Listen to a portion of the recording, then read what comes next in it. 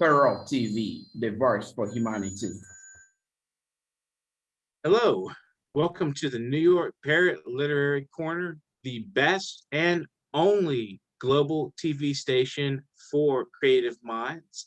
And today we have Donella Dornwell McLean, who is a poet and writer. She has been writing since she was 13. She became involved in her junior high and high school literary magazines, where she was first published. Donella won the Quill and Scroll Award in high school at the age of 16. After high school, she spent a lot of time with family. She was writing for her own enjoyment for years. When her daughter became a teenager, Donella started attending college at Southern New Hampshire University in the creative writing and English program. Soon after, she was published in AIPF's Diversity Anthology. She has been published in that anthology several times. She's also recently been published in our journal, my journal, Harbinger Asylum. In 2014, she published her first collection of poetry titled Answer to My Ellipsis. In 2016, her second collection was published titled I've Come Unstirred. In 2019, Donella's third collection of poetry was published titled Contentions with Joy. Currently, Donella is working on a new collection titled Perspirations on Paper. She currently resides in Central Texas near family. Thanks for joining us today, Donella. How are you? Good. Thank you for having me. I'm fine. Wonderful to talk to you. It's been a while. It's been a good long time. So it's nice to have you on the program, and hopeful we'll get some good information from you and some interesting thoughts about the creative process. So I'm looking forward to it. So I'm curious, what was you say you started writing at 13, and so what was that experience like? Do you remember how it felt? Yes, I remember I was in study hall and I was bored, and I was like, "Well, let me try to write a poem." And I wrote a poem, and I just got hooked. But it all started in study hall, and I was bored. Yeah, so The boredom was your muse that day. You were yeah. sitting, yeah, that sometimes happens. When you're in school and there's nothing better to do, I mean, it's better than, I don't know, vandalism or Oh whatever yeah. else could be done, for a young person to do. I mean, 13 years old, there's no on what trouble you can find. It's better to sit and write poetry. I wrote quite a bit of poetry when I was young too, so I relate to that very much. And Yeah. it's interesting, very interesting that you started at 13 out of boredom, of all things to bring the poetry to you. Yeah. So what do you generally write about, and how important do you feel it is to tell your story through poetry? Well, I write about my illness, and I write about my life. I write about being a mom. I write about just life in general. I think it's very important to write about what you know. I mean, what Mark Twain said, write what you know. And I think that's important. Um, you can tell the truth that way. I mean, Mhm. And it's honest. At least what I say is honest. Right. I think it translates into some very raw, passionate verse. What styles do you write in? I mean, I'm mostly acquainted. I don't think you write in free verse. I know. I mean, that's one form. But do you have any other experimental approaches that you take that are different than maybe free verse or some standard stuff out there? I write. I take it a poem by poem basis, but generally I write free verse. However, sometimes I write syllabic verse, where you write Okay. a certain amount of syllables per line. Sometimes I write that. Sometimes I write syllabic verse. And then I rhyme every once in a while. But I don't have necessarily a rhyme scheme when I'm rhyming. Hmm. Um, I like the rhythm of words, but I don't necessarily always like to rhyme when I'm doing it. Yeah, So it sometimes can be kind of, you don't want to be too much of it, too much, and a slave to that. you want to be creative and flow into the process, you know, and let it come out. I did notice, like, in your books, you do like a sort of mixtape title sort of thing that's come up in a couple of your books. You know, like taking titles of songs and using them and responding to them. How did that come about? That came about from a poetry, like an instructional manual for writing poetry, and one of them said, you know, do a mixtape sonnet, and it was 14 lines, and it says, and I did a autobiographical one because I wanted it to tell a story about my life. And if you've heard those songs, then you'll know, yeah, how it tells a story. It kind of tells a story, and and not many people know my life story, but it definitely tells a story to me, at least, you know. So yeah, I think we're pretty close to the same age. So some of those songs I'm familiar with. I mean, I remember Jane's Addiction, for instance, was one of their songs was in there in your book, and I immediately just it captured my imagination because I mean I'm familiar with the song and I grew up on the same song, so it was kind of interesting to do what you did with it. So it was very nice. It's interesting that you kind of picked this up out of a manual, you know, and something, you know, that just reading about poetry, and you just decided, well, why not give it a shot, you know, and it turned out to be something kind of different. And, you know, I think there's a poet in Houston who does something similar. His name is Jonathan Moody, and he did a mixtape, you know, but I think he completely invented the style and made a poem out of it. I don't think he was responding. I don't remember. I don't remember exactly, but his book was good too. I really liked his work. Do you ever consider your poetry as any kind of advocacy for anything, or like is it just telling your story and you just want people to relate? And well, I do have a platform, and my platform is speaking about mental illness.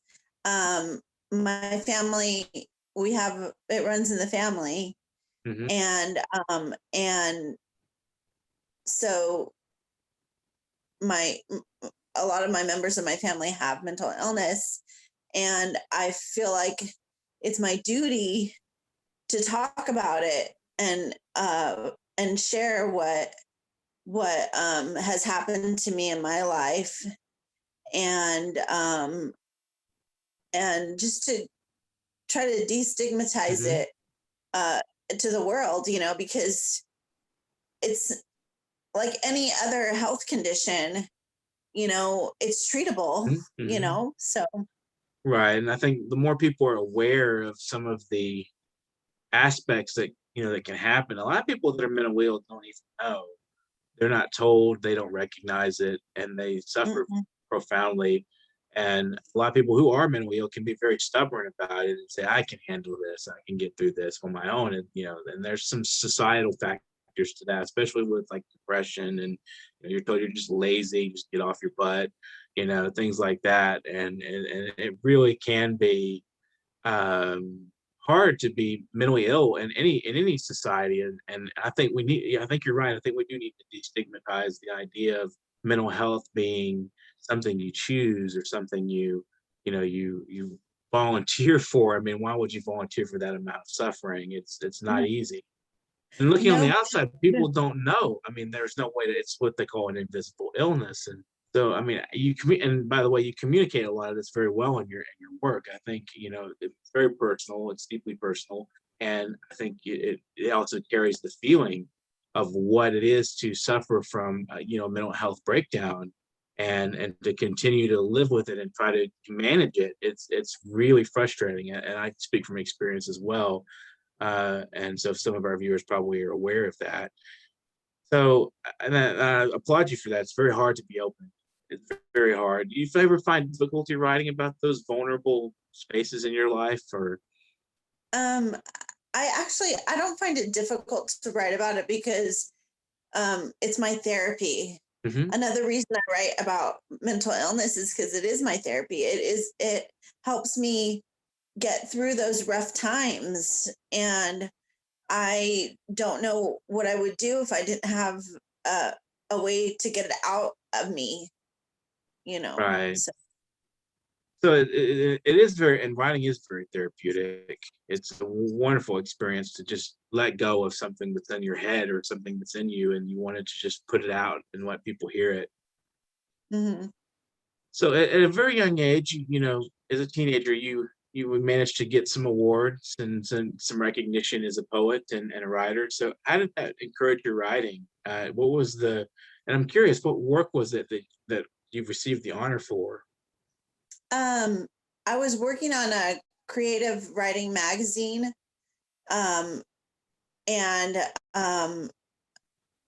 just in the class, the creative writing class, my teacher recognized that I was an accomplished writer. You know, I mean, even at such a young age, she realized that I wrote really profound things, but at an early age where you don't necessarily, um,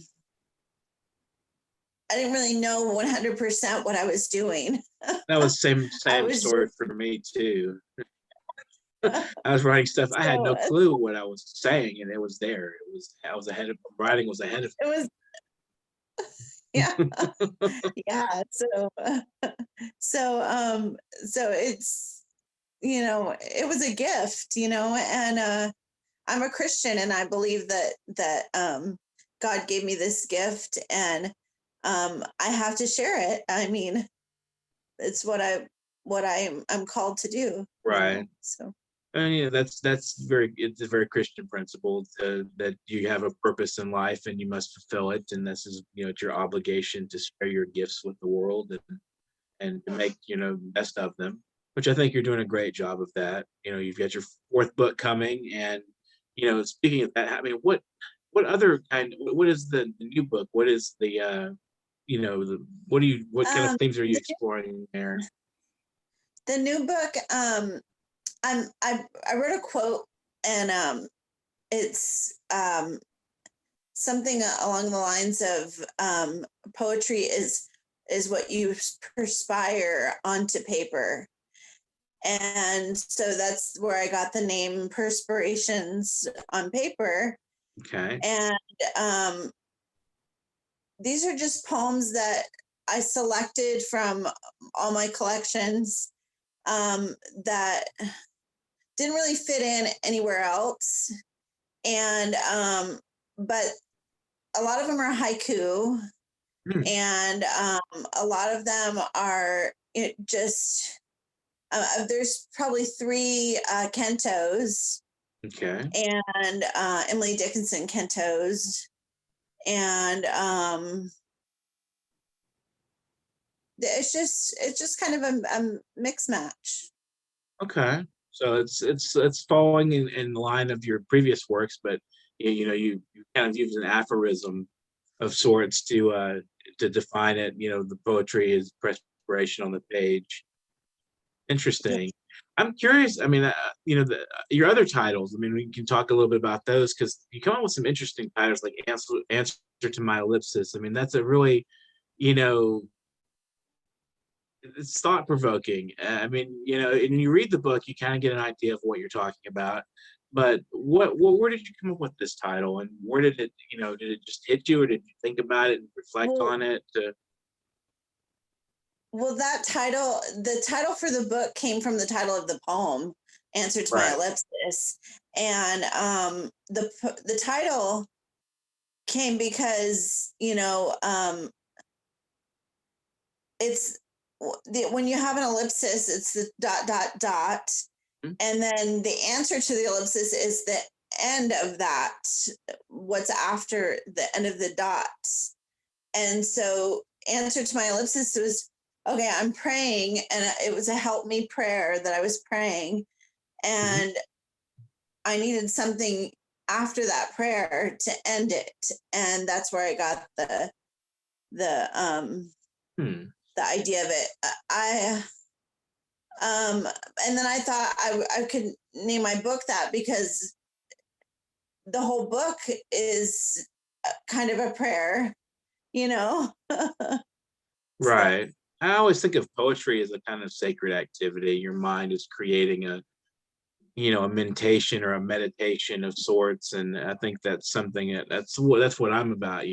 Poetry is an art in general is a kind of prayer and protest at the same time. It's social protest as well as reflections on, God and creation and a kind of mystical, thing.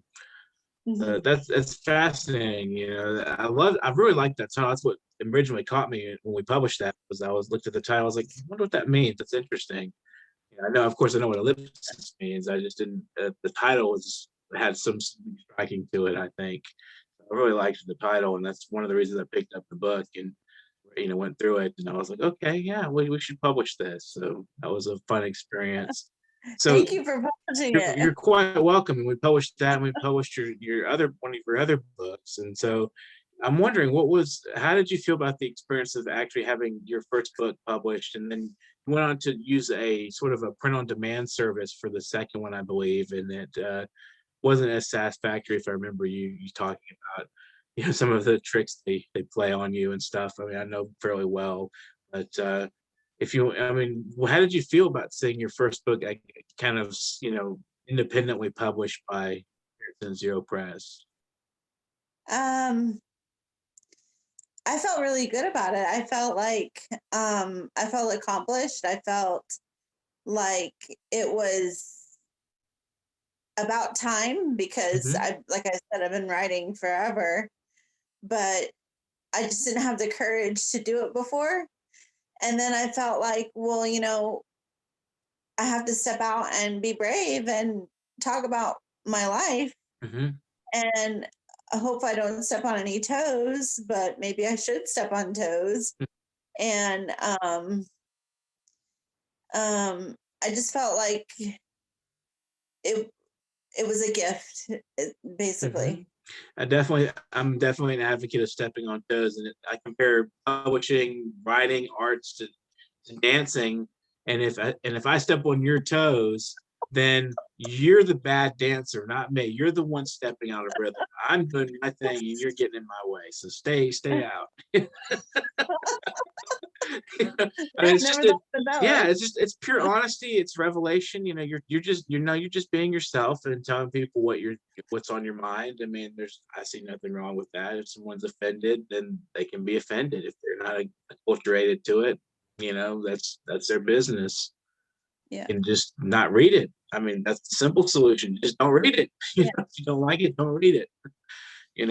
So we met at AIPF and Austin International Poetry Festival here in Texas and Austin, and we met at a workshop, I believe, and you attended at us that me and Zach put on. What did you think of the workshop? Did you do anything? Did you learn Well, anything new? it's one of the things that pushed me to thinking about, because the workshop was about self-publishing. Mhm. And at the time I wasn't ready to publish, because it was probably a couple of years before I actually published the answer to my ellipsis. But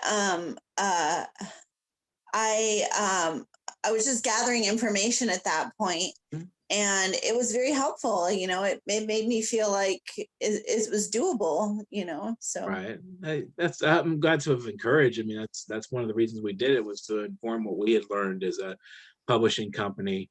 Me and Zach working together. ZM Wise is his pen name, but that was a fun workshop. That was a good experience for both me and him to discuss TZ Press, and we got to know a lot of people. And I'm glad we met through that. So if you have any poems available to read, feel free to read a poem or two. okay. I'm gonna read out of Contentions with Joy, which is Okay. my latest book. I love the artwork on the cover, by the way. Oh, my aunt did that. Mm-hmm. Yeah, it's very My aunt did nice. my aunt Faith Cherry. Mm-hmm. Okay. So this one is called Guessing at Normal. And incidentally, I wrote this poem before my first breakdown, and maybe it was after the first breakdown, but it was trying to figure out how to get back on my feet again. Mhm. Choosing a time to stand my ground, but once again I back down. I'm guessing at normal. Wanting them to see the sunny side, not the black gloomy tide. I'm guessing at normal. You'll never please them all, but hell, I sure have tried. I'm guessing at normal. My hypothesis isn't correct. The test is too difficult, but that's guessing at normal. I want to fit in, but the clothes weren't made for me. Guessing at normal, guessing at right, guessing at happy, guessing at life. That's one of the ones that you said you sometimes use rhythm and rhyme, and that's definitely one that has patterns to it, and Yeah. almost like a villanelle. It seems like, kind of in a way, it has that feel to it, that kind of the patterns of it. Yes. And that's how I write. I write with patterns, but not distinctable ones, so Mhm. not usually anyway. Very nice Um, poem. I really, you can feel it. I mean, you can understand, like, the repetition brings out the feeling of, both confusion and, oddly, this kind of constantly going back to, you know the theme of, when you keep saying guessing at normal, it's almost like you're asking yourself, who am I, what am I doing, in a yeah, way. Very nice. exactly. That's exactly what it is. You're just trying to figure out what's normal, and it's like it's it's all a guessing game. So If you'd like to read another poem, I'd love to hear it. okay, this one is called Just Some Word Milk. Like a cow coming home to graze in a well-learned pasture, not so green, just yellow-gray, they line me up to dine in a mental hospital, cattle prod me some more, keep me in line, scan me with the metal detector, because I'm a danger to myself, not others. Big cow full of word milk scans the dining room for a seat, isolated in the pasture of tables, a mixture of patience and plows of plans, the same mix of cows and monstrous medications, not people and problems. Keep me contained like a carton of milk. Hmm. What I'm seeing in there, you're comparing going into a hospital and being in that environment to cows grazing, and you should watch cows. Anybody that's in Texas knows cows. You watch the cows. It's very boring. They just kind of, they're very slow animals most of the time when you watch them, and they just Yeah. kind of just sitting there, all kind of just sitting there, and there's nothing. It's like they're bored and there's nothing to do, and I relate to that. It's someone who's kind of been in the mental health system quite a bit for years. I was in and out of hospitals, so I totally relate to the feeling. And then at the end, the milk garden, gosh, those things, they're such a prominent part of being in a hospital. Is when is the meal coming? Because that's the only thing you have going Yeah, for you. that's Just, not a good when is thing the to meal look forward coming? to. And this isn't even good. It's a very good poem. I mean, you bring it to life. I mean, it's very, very basic patterns, very, very direct language, and there's no obscurity. There's no, playful image that kind of confuses things where you're like, what does that even mean? I mean, you get it. If you've been there, you totally will understand that's exactly what you're speaking about. And the Yeah, cows, of course, being kind of the dull animals they appear to be, when you're looking on the surface, and it's like you look at in a mental hospital, people just kind of seem lifeless sometimes. They're so yeah, medicated. It's a yeah, very hard life. It really is, and it's hard to maintain yourself and keep it going when you have these crises going on. So um do you feel like you relate at all to some of the trends that are going on in poetry right now? Like, there's the Black Lives Matter, there's the supporting social justice and stuff like that. Do you feel like you fit into that at all, or you could fit into that paradigm? well, I feel that I speak for people who are mentally ill. I Mhm. can't speak for anybody else. I mean, I don't know. I mean, I have friends, obviously, um, but I don't feel like I'm in a position necessarily to speak out for anybody. I support the Black Lives Matter. You know, I'm all for, you know, equal treatment. You know, and but I don't feel called to talk about that in my Right. poetry. Well, yeah, and with police brutality, it relates to mentally ill people as well, because a lot of times they really do. Police can be pretty mean spirited to the mentally ill at times, and they can also be very helpful. I'm not saying they're not. I've had helpful police come to my aid at periods of crisis. I've had some really mean spirited, you know, thuggish cops. I mean, I've had all kinds of. It's a variety, but there's a lot of killings and brutality against mentally ill people too, by police. And I think so. Some of this is all intertwined, you know, just taking care of the disadvantaged, you know, and the people that are, you know, put at the bottom ranks of society, regardless of who they are or where they come from. You know, they don't have any real voice or power. You know. Yeah, exactly. And I feel like, if I were to write about it, I would write about that aspect of it, because I know I have personal experience with that, with the police in that sense. But social justice wise, I think it's important that we move to a place of more equality and better treatment of all people, you know, not just Black people, but everybody, you know. Absolutely, because I mean, these issues affect all kinds of people. You know, it's not just Black people. Obviously, it's all across the board. People are, you know, I mean, it's not a race or a class even a class issue really. It's just, you know, the better we can do for each other. We're all, you know, part of this human circus per se. For lack of a better phrase. I mean, we should all learn to respect each other in our positions and I, you know, I totally agree with you. If you'd like to, you know, read another poem, you know, maybe read something from your first book. Get an idea, kind of a broad sampling of your entire work process. Let me read, since we talked about Answer to My Ellipsis. Okay. Let me read that Sounds poem. great. So it gives a better, let's see what poem, what page is it on? 16.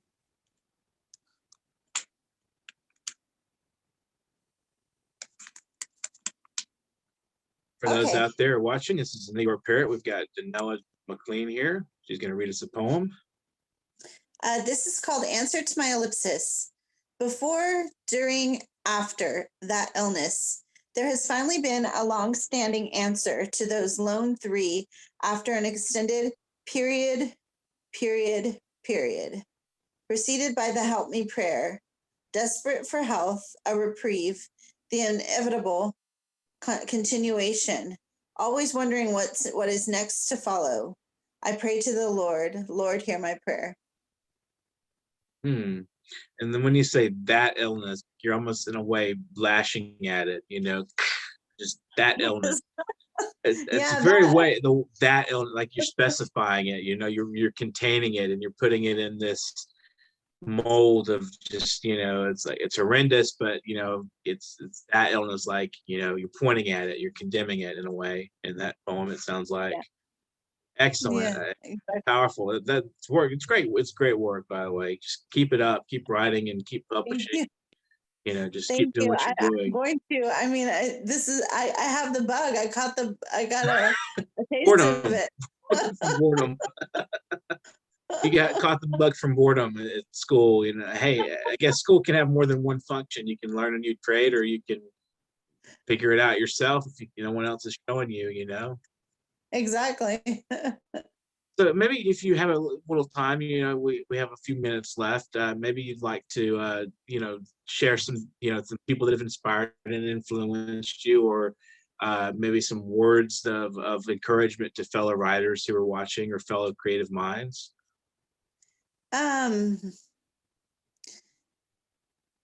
I would say to fellow writers, never give up. Keep trying. Write as often as you can. I mean, they say write every day. I wish I had the time to write every day, but but I don't write every day. But I do think it's important to write as often as you can. Make a schedule. Say, I'm going to write Monday, Wednesday, Friday, and stick to it. And just follow your heart. Be honest. Be truthful. Write what you know. Write what's in your heart. So that's what I have to say.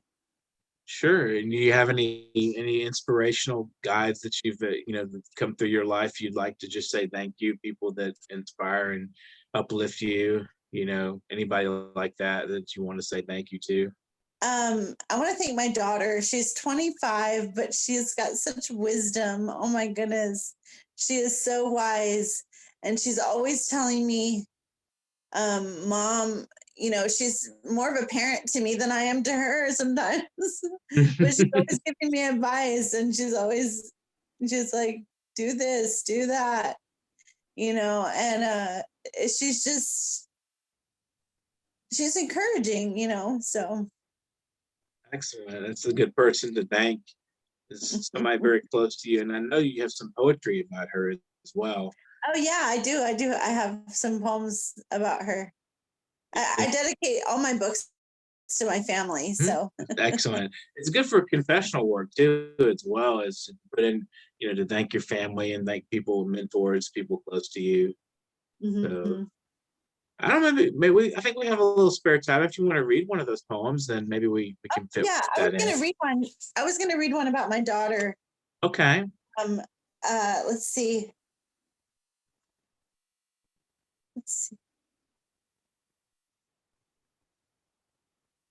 This is called Of the Sea, to Marina, which means of the sea. Lunar precision, mother of the waves, guides them home, honing her babies to repetitive motion, making moments crash forward, onward, forward.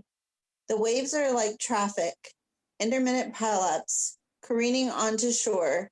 Moon Mother says of the sea, I say part of me, dancing the sway it seems, crashing waltzes in the sand. So many different things going on in that poem. It's wonderful. I mean, you got the waltz, and you've got the cars and the traffic and the sea, and all this kind of I guess what it seems like what you're expressing is sort of a wild spirit of a daughter. It's like and the emotion that goes into parenthood, I guess. I don't know if that's accurate or not. Yeah, it can be. It's a lovely poem because you just take this one image of the sea and you pull out so many different potential ways of looking at it. And that's even if you don't really see that as being about a person or anything, you could still represent, you can still understand that as many multifaceted image of the sea and the various ways you describe it. There's a lot of art to it as well. So it's a very good poem. So thank you for sharing that. Thank you. We might have a little time for one more short one if you want to try that. We've got about 2 minutes, so. Okay, let's see. I can read the other poem that I wrote the same day. It's about the sea also. Okay. It says, spoonful of sea. I'm more of a spoon girl than fork. Spoon me a bit of the sea. Like a pelican taking a big gulp of a portion of evaporated water will suffice. Leave me a salty mess, concentrated the breeze, sea air floating swiftly, ripened on the shore, making odor of air. That's another one with a lot of different directions it's going. It's making odor of air. I like the way you close that. And you really can feel the sea in that poem too. But it's also a very personal poem, because you're comparing yourself to the sea. In a way, you're saying I am the sea, or I am like the sea. There's a simile or a metaphor there in that. Wonderful. So thank you. Thank you so much, Donella, for joining us today. It's been a real pleasure talking with you, and keep up the advocacy, keep up the poetry, just do what you do best. And as you said, follow your heart, and just keep up all of the energies and the spiritedness, and, you know, taking care of yourself and all that during this time. And we're starting to, I think, wind up with, from the COVID, a little, to a degree, we're moving forward, I think, at least in the United States, in Texas specifically. God. I think I'm hoping. So, thank you again, Donella. And this has been the New York Parrot Literary Corner. I'm Dustin Pickering, your noble host, and I even have armor in the background here, some armor, because I am a nobleman, not really, but figure that out later. Anyway, you can donate to us at PayPal. It would be paypal.me/nyparrot, paypal.me/nyparrot. If you'd like to give us some money, we love money. We need it. We absolutely need it. For any, we're working for some stuff. So, my armor, for instance. Just kidding. It's just to help us move a little bit and advance our programming. And you can get in touch with me here. We're looking for world voices all over the country, all over the world, anywhere you are. If you're a creative mind, please get in touch with me at literarycorner@newyorkparrot.com, literarycorner@newyorkparrot.com. And everybody out there, keep up the writing. This has been the New York Parrot Literary Corner. Peace. Thank you, Donella. Thanks to our viewers. Please subscribe. Subscribe to our channel, everybody out there, and tell others about us. Thank you so much. Okay, Have bye. a great day. Thank you.